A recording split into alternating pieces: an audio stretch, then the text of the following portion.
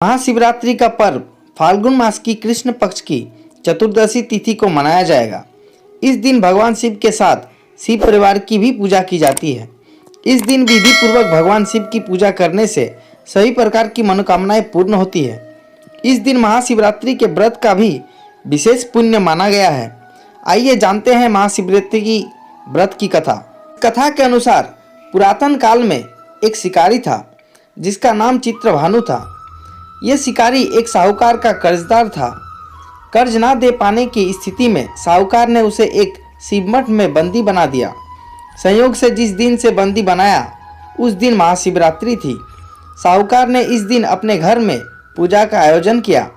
पूजा के बाद कथा का पाठ किया गया। शिकारी भी पूजा और कथा में बताई गई बातों को ध्यान से सुनता रहा। पूजा कार्यक्रम समाप्त होने के बाद साहूकार ने शिकारी को अपने पास बुलाया और उससे अगले दिन ऋण चुकाने की बात कही। इस पर शिकारी ने वचन दिया। साहूकार ने उसे मुक्त कर दिया। शिकारी जंगल में शिकार के लिए आ गया। शिकार की खोज में उसे रात हो गई। जंगल में ही उसने रात बिताई। शिकारी एक तालाब के किनारे एक बेल के पेड़ पर चढ़कर रात बिताने लगा। उसने पीने के लिए थोड़ा पानी एक लोटा में भर लिया ताकि प्यास लगने पर पेड़ से ही पी सके। बेलपत्र के पेड़ नीचे एक शिवलिंग था जो बेलपत्रों से ढका हुआ था।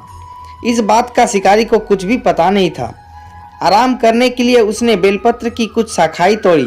इस प्रक्रिया में कुछ बेलपत्र की पत्तियां तथा लोटे से थोड़ी सी पानी शिवलिंग पर गिर पड़ी। शिकारी भूखा प्यास उसी स्थान पर बैठा रहा। इस प्रकार से शिकारी का व्रत हो गया। तभी गर्भिणी हिरनी तालाब पर पानी पीने के लिए आई। हिरनी को देख शिकारी ने जैसे ही धनुष पर तीर चढ़ाकर हिरनी को मारने की कोशिश की वैसे ही हिरनी बोली, मैं गर्भ से हूँ, शीघ्र ही बच्चे को जन्म दूंगी।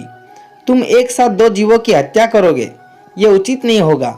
मैं अपने बच्चे को जन्म देकर शीघ्र ही तुम्हारे पास आ जाऊंगी, तब तुम मेरे शिकार कर लेना। शिकारी ने तीर वापस ले लिया। हिरनी भी वहां से चली गई।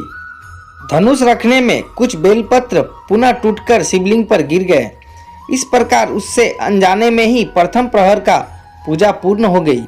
कुछ देर बाद एक और हिरनी उधर से निकली। पास आने पर शिकारी ने तुरंत ही धनुष पर तीर चढ़ाकर निशाना लगा दिया। लेकिन तभी हिरनी ने शिकारी से निवेदन किया कि मैं थोड़ी देर पहले ऋतु से निवृत्त हुई हूँ, कामातुर विरहणी हूँ, मैं अपने प्रिय को खोज रही हूँ। मैं अपने पति से मिलकर तुम्हारे पास आ जाऊंगी। शिकारी ने इस हिरनी को भी जाने दिया। शिकारी विचार करने लगा। इसी दौरान रात्रि का आखिरी पहर भी बीत गया। इस बार भी उसके धनुष से कुछ बेलपत्र शिवलिंग पर जा गिरे। इस प्रकार उसके द्वारा दूसरे पहर की पूजन प्रक्रिया भी पूर्ण हो गई।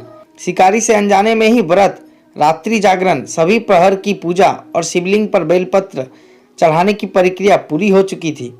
भगवान शिव की कृपा से उसे इसका फल तुरंत प्राप्त हुआ। भगवान शिव की कृपा से शिकारी का हृदय बदल गया। शिकारी का मन निर्मल हो गया। कुछ देर बाद ही शिकारी के सामने संपूर्ण मृग परिवार मौजूद था ताकि शिकारी उनका शिकार कर सके। लेकिन शिकारी ने ऐसा नहीं किया और सभी को जाने दिया।